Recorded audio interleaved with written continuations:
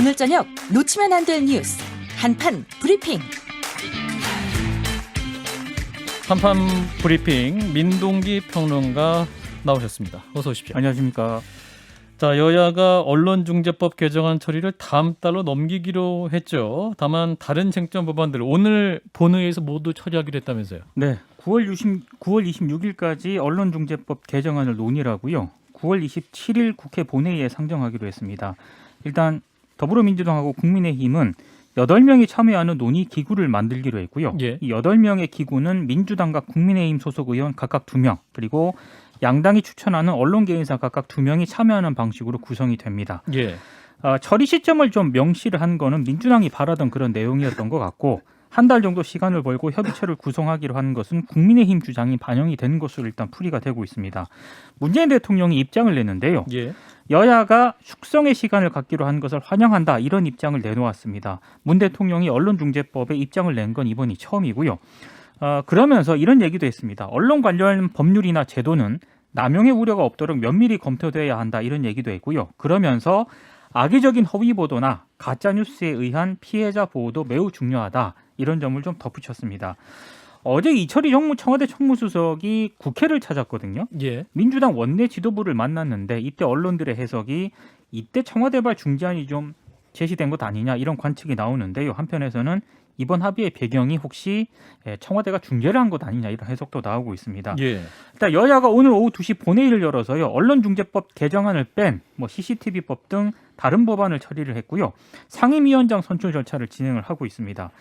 근데 언론중재법이 다음 국회 본회의 때 처리하기로 이렇게 여야가 합의를 했습니다만, 여전히 언론중재법을 둘러싸고 여야의 인식 간극이 굉장히 크거든요. 예. 그래서 향후 협의체 논의 과정도 굉장히 험난할 것으로 예상이 되고 있습니다. 그리고 아까 진중권 작가님이 초반에 언급을 하셨지만, 오늘 김승원 더불어민주당 의원이 언론들의 좀 주목을 받았는데요.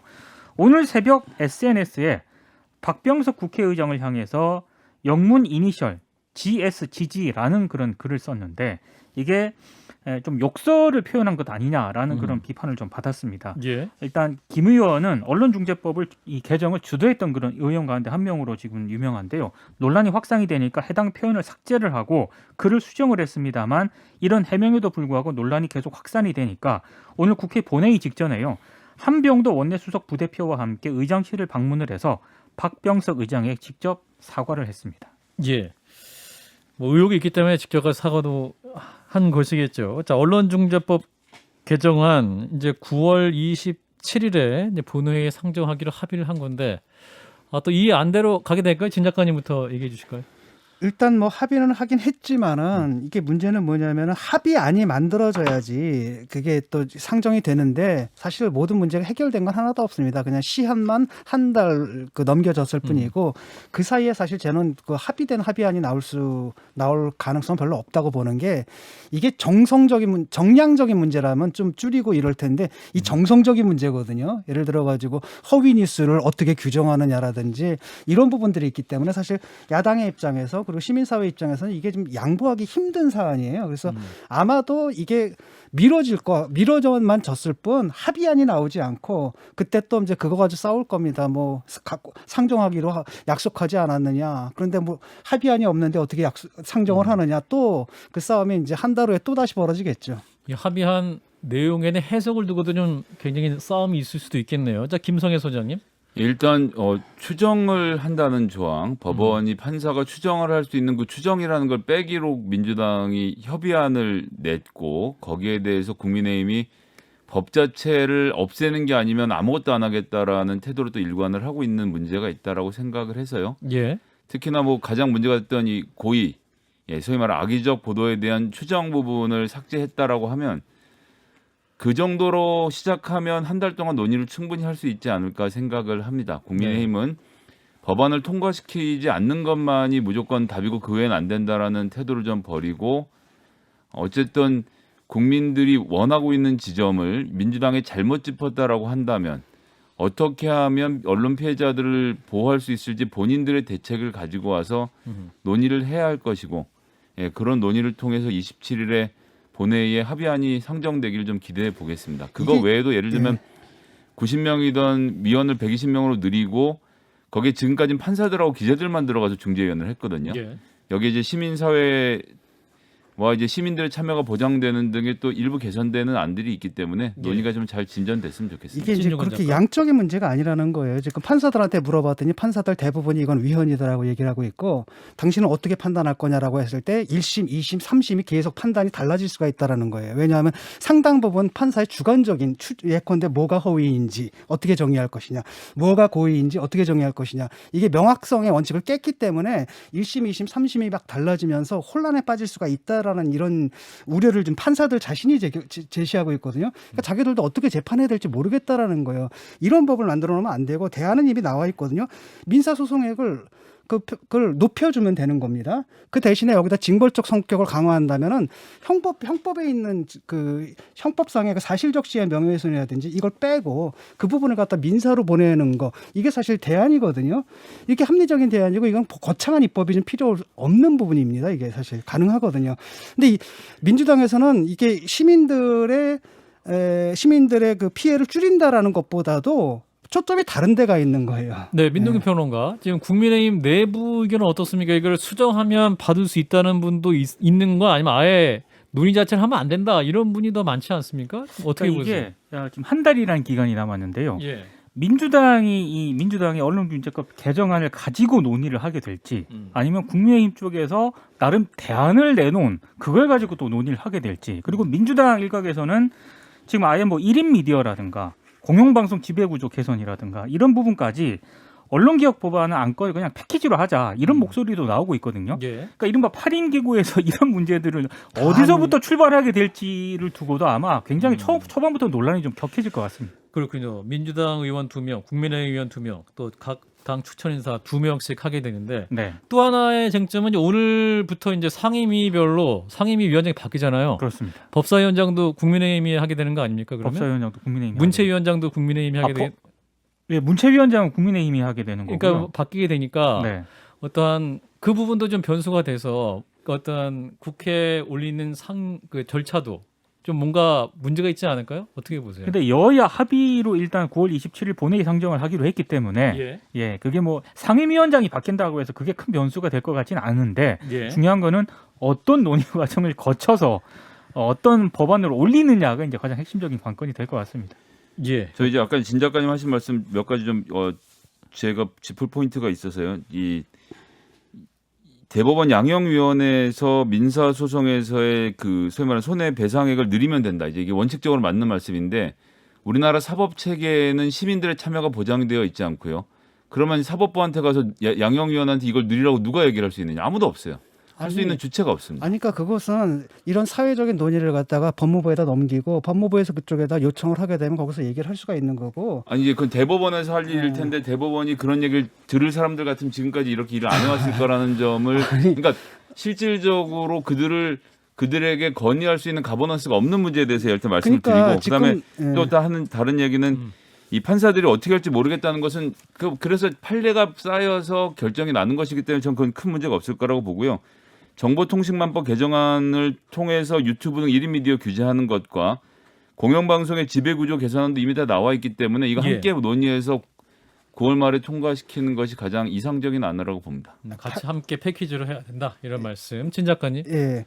지금 대법원을 또 못 믿는 거잖아요. 그래서 적폐 세력이고 수구 세력이고 아무 말도 안 듣는 거고 지금 국민들이 그렇게까지 말씀 안 하셨습니다. 국민들의 누가 그렇게 얘기를 합니까? 국민들에 의한 이런 염원들이 어떤 있는데 사람이 적폐 세력으로 얘기하는지를 설명을 해주세요. 그러니까 예를 들어가지고 얘기도 안 해보고 그들은 안 받을 거다라고 얘기를 하잖아요. 근데 문제는 뭐냐면 아니요 그 지금 말씀을 잘못 들으셨는데 그러니까 그렇게 얘기할 수 있는 구조가 안 만들어져 있다는 얘기를 하는 그러니까 겁니다. 구조가 왜 없냐라는 그러니까 대법관들이 거예요. 그냥 팔짱 끼고 내가 들어줄게라는 것 외에는 설명할 수 있는 방법이 없지 않습니까? 현실적으로. 예컨대 법무부에서 공식적으로 그 안을 갖다가 제시하고 그다음에 대법원에서 그걸 논의를 하면 되는 겁니다. 그다음에 국민적인 합의가 있잖아요. 국민 한 80%는 지금 너무 약하다라는 거잖아요. 민사 부분을. 그 부분을 강화해 달라고 요구를 하면 그 사람들이 안 받을 이유가 없는 거고요. 그러니까 그 요구에 조치가 그다음에 없다는 얘기를 아까 판례라고 하는데 겁니다. 판례도 그냥 쌓이는 거 아닙니다. 이건 뭐냐 명확성의 원칙이거든요. 명확성의 원칙에도 불구하고 명확하지 않은 부분들이 판례로 나오는 거지. 이 명확성의 원칙 자체를 깼을 때 판례라는 건 의미가 없어진다라는 겁니다. 예. 그리고 또 하나의 논란, 김승원 의원의 SNS 논란, GSGG 직접 사과를 했습니다. 이걸로 마무리가 될까요? 진 작가님? 뭐 마무리는 되겠죠. 근데 여기서 이제 우리가 주목해야 될 것은 이 사람들이 멘탈리티예요. 그러니까 사법부도 신성불가침이 아니다. 그러니까 자기들이 신노릇을 하는 거고요.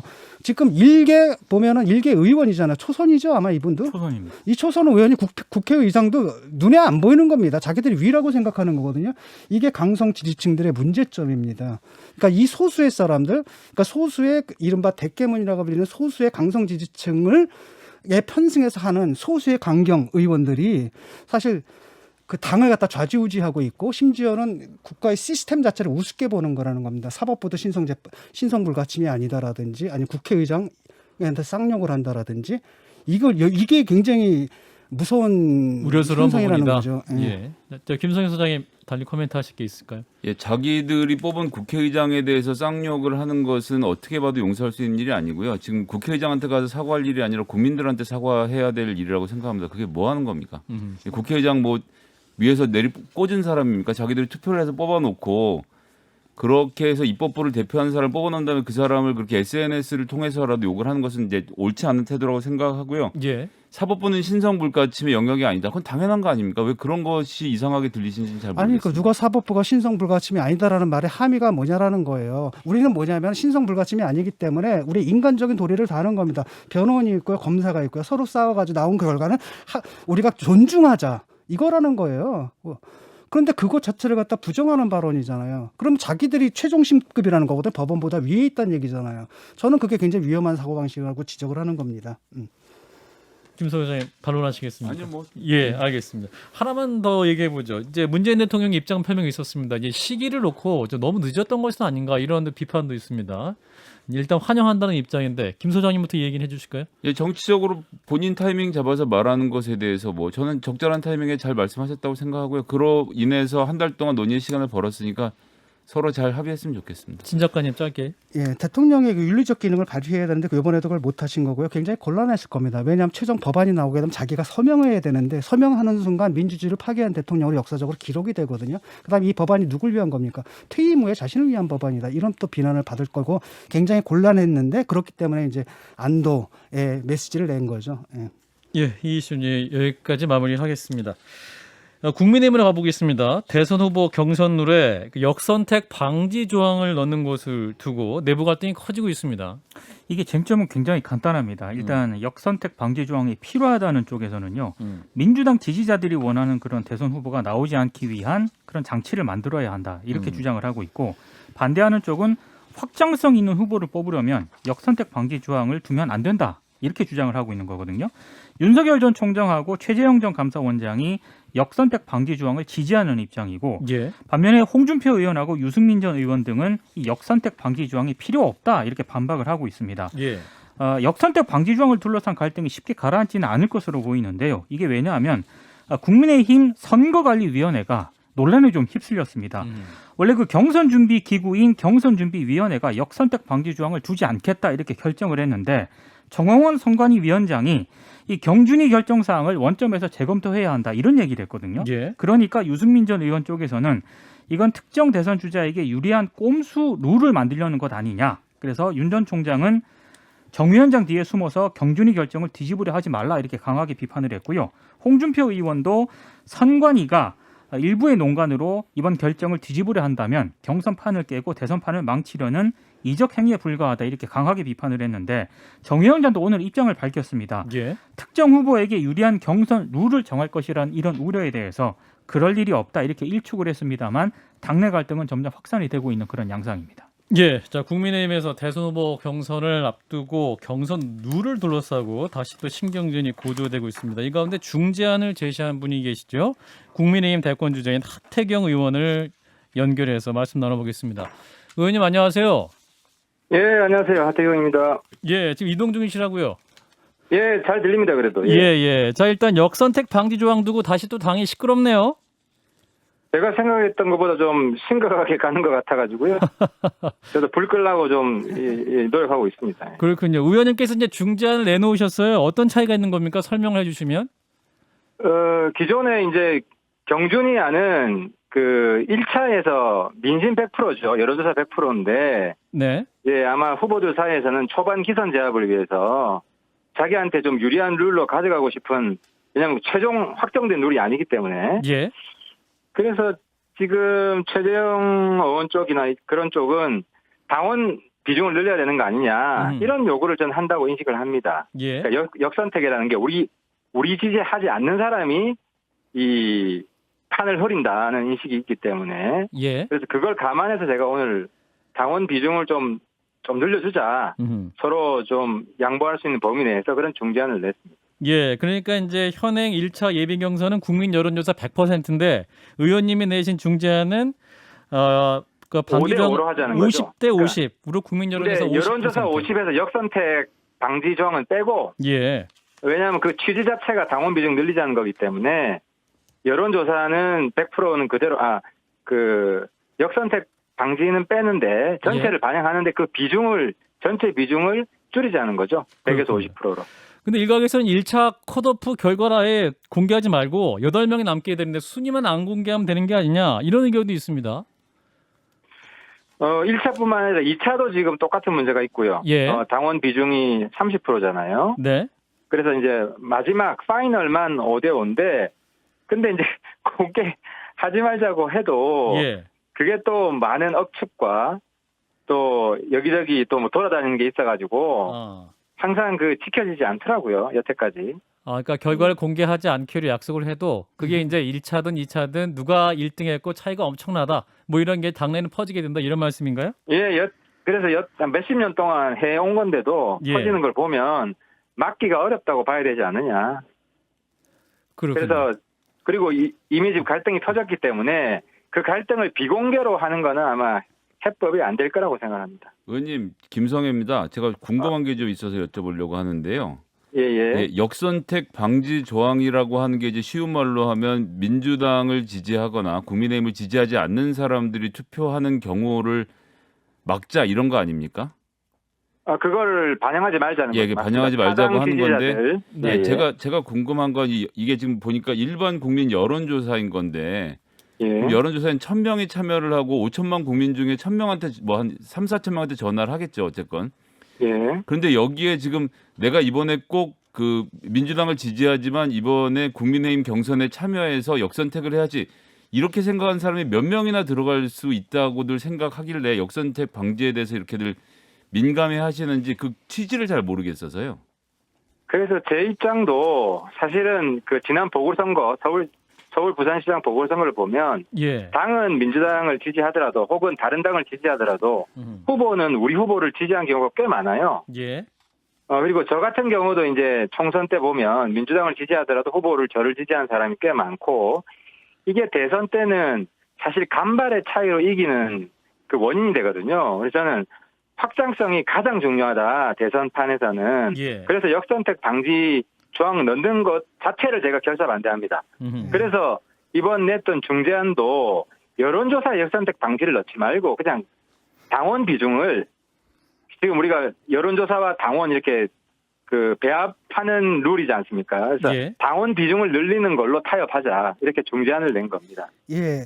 근데 이제 그걸 안 믿는 사람이 있어요. 예. 민주당 지지자분들이 워낙 그 영리해서 약한 후보를 전략적으로 밀어서 그 후보를 대선 후보로 만들려고 한다는 의심이 있어요. 그리고 그건 우리 보수뿐만 아니라 진보 쪽에도 그런 의심이 좀 있는 것 서로 있는 것 같은데, 아무튼 저는 그건 근거가 없다고 생각합니다. 예, 국민의힘에서 그 전에 뭐 이 역선택 방지 조항을 넣어서 했던 적은 없죠. 선출직 경우에는 한 번도 없습니다. 그렇죠. 한 번도 없고, 오히려 당 대표를 뽑는 선거에서는 한 적이 있는데요.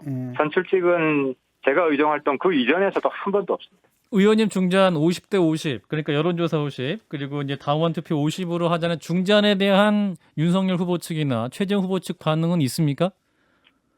제가 오늘 제안을 한 거라서 좀 기다려봐야 될 것 같고요. 예. 어쨌든 본질은 그쪽도 당원 비중을 늘리자는 게 본질이 아니냐 하는 생각이고, 예. 또 홍준표 후보나 유승민 후보도, 왜냐하면 파이널이 5대 5잖아요. 네네. 파이널이 5대 5기 때문에 3차에서. 뭐 1차나 2차도 5대 5로 하더라도 그분들은 어느 정도 양해가 되지 않을까 하는 차원에서 어차피 정치가 서로 타협하고 조금씩 절충해가면서 이제 만들어가는 거기 때문에요. 그렇게 제안을 한 겁니다. 자, 이호선님 의원님 공약에 대해서 좀 여쭙겠습니다. 그 예. 출산 장려금 폐지하자 공약을 내세우셨어요? 예. 현재 지원되는 출산 장려금 출산율 높이는 데 일정 부분 효과도 있다라는 연구도 있는데 왜 폐지하자는 말씀이신가요? 효과가 근데 저희들이 검토해보니까 없더라고요. 그러니까 효과 있다는 연구가 네네. 특정 지방에서 출산 장려금 많이 주니까 예. 그 출산율이 높더라 하는 건데 거기도 몇 년 지나니까 다 이사 가요. 그러니까 아이 키우기가 어렵잖아요. 예, 특히 예. 지방 같은 경우는 특히 교육과 일자리가 없어서 처음에는 아이 출산 장려금 많이 주니까 저희 가서 아이 낳고 한번 키워보자고 하더라도 그 다음에서 인구가 더 줍니다. 예. 그래서 이게 시대 가치가 좀 변했다고 봅니다. 왜냐하면 20세기만 하더라도 출산이 애국이고 뭐 여성의 신성한 의무이고 이런 인식의 시대라고 하면 지금은 출산이 여성의 의무이다. 그 의무를 다하지 않는 여성은 좀 문제가 있는 여성이다. 이런 시대가 아니잖아요. 그러니까 여성이 남자는 바깥 사람이고 여성은 안 사람이라는 이런 시대가는 이미 지나갔고 여성도 자기 개인의 자아 실현과 사회적 성취가 중요한 시대가 됐기 때문에 예. 출산을 마치 여성의 의무처럼 남성이 국방의 의무가 있듯이 여성의 의무처럼 부과하던 그런 시대가 지나간 상황에서 출산 장려 정책은 좀 낡은 인식과 정책이다라는 겁니다. 그러니까 출산이 의무라고 이제 정부가 말하는 건 아닌 것 같고 워낙 여성들의 환경이 어렵기 때문에 이런 정책을 만든 것이고 여성단체는 이렇게 얘기를 합니다. 그러니까 재정적, 행정적 지원을 대폭 늘려도 모자랄 판에 그나마 지원하던 것마저 아무 대책 없이 폐지하면 어쩌자는 것이냐 이렇게 말을 하는데 어떻게 답하시겠습니까? 그래서 여성단체 좀 오해가 있는 게 예, 제가 막 아동 보육 이런 걸 폐지하자는 게 아니고요. 예, 이왕에 낳은 애들은 잘 키워야죠. 그래서 저는 아동 보육 예산은 더 증가하고 오히려 출산 장려 예산이 출산 장려금 예산이 한 수천억 됩니다. 한 4, 5천억 되는 것 같던데 예. 그 돈도 아동 예산으로 넣어야 된다고 보는데 이게 사실 패러다임 문제인데요. 아하. 출산 장려 정책을 계속 유지하니까 출산하지 않는 여성들은 문제 여성으로 보고 특히 요즘 1인 가구가 급증하잖아요. 예. 1인 가구가 한 30 몇 프로 되거든요. 제일 많아요. 가구 중에 비중이. 1인 가구는 역차별을 받습니다. 예를 들어서 아파트 청약할 때도 1인 가구 트랙은 없어요. 그래서 아이를 낳지 않는 여성을 문제 있는 여성 그리고 아이를 낳지 않는 집안은 문제 있는 부부 이렇게 보는 인식에서 벗어나기 위해서라도 출산을 선으로 보고 그래서 그러니까 출산 장려 정책이라는 거는 어쨌든 출산을 선으로 보는 것이 이런 기본 알겠습니다. 바탕이 깔려 있다는 거죠. 그럼 두 분, 의원님 예, 이 관련돼서 출산 장려금 예산을 아껴서 여기다 쓰자 이런 안까지 있으신 건가요? 그렇죠. 아동수당을 합치자 이렇게 뭐 너무 아동 보육에 그러니까 스웨덴이나 핀란드나 사실 출산율이 높은 것을 연구해 보니까 출산 장려 정책이 잘 돼 있는 게 아니고요. 아동 보육이 잘 돼 있어요. 그래서 저는 특히 경단녀도 그 재택근무를 하면서도 아이를 잘 보살피기 위해서는 이제 공공 베이비시터가 훨씬 더 중요하다. 예. 그래서 출산 장려 예산은 한 4, 5천억 정도를 공공 베이비시터를 확보한 예산으로만 돌리더라도 예. 경단녀 문제는 더 잘 해결할 수 있다. 이런 발상의 전환을 하자는 거죠. 알겠습니다. 이제 진 작가님은 따로 질문하실 건 없으시죠? 근데 뭐 그게 뭐 왼쪽 주머니에 있는 돈을 오른쪽 주머니로 옮겨놓는 걸로 들리거든요. 저한테는 그 상징적인 의미만 달라질 뿐. 시대적 가치의 변화가 있는 거죠. 알겠습니다. 그러니까 출산 장려 정책에는 그러니까 출산을 하지 않는 것은 문제라는 자체적인 그러니까 출산율 높이는 목표 자체를 포기하신 건가요? 그건 별로 중요하지 않다? 그거는 예. 사실 아동 보육을 강조해도 예. 이게 출산율하고 직접적인 연관관계가 있는지는 명확치 않아요. 예, 근데 저 의원님께서 인구가 줄어도 행복한 나라가 마무리해 주셔야 되도록 돼요. 인구 정책 방향을 바꾸겠다고 하셨는데 그러니까 시대가 또 하나 특징이 예. 사실 이게 AI 자동화 시대로 가면서 의원님 마무리해 주셔야 돼서요. 그러니까 예. 노동력보다 기술력이 더 중요한 시대로 바뀌었거든요. 네. 그래서 사실 지금 출산을 장려하지만 우리 사회가 책임도 못 져줘요. 지금 실업률이 갈수록 커지고 있잖아요. 알겠습니다. 그래서 예. 이런 시대의 변화의 본질을 좀 정확히 깨뚫자는 그런 취지죠. 알겠습니다. 말씀 여기까지 드릴게요. 고맙습니다. 예, 감사합니다. 네, 국민의힘 대선 경선 후보죠 하태경 의원이었습니다. 또 함께해 주신 분 민동기 평론가 고맙습니다. 고맙습니다.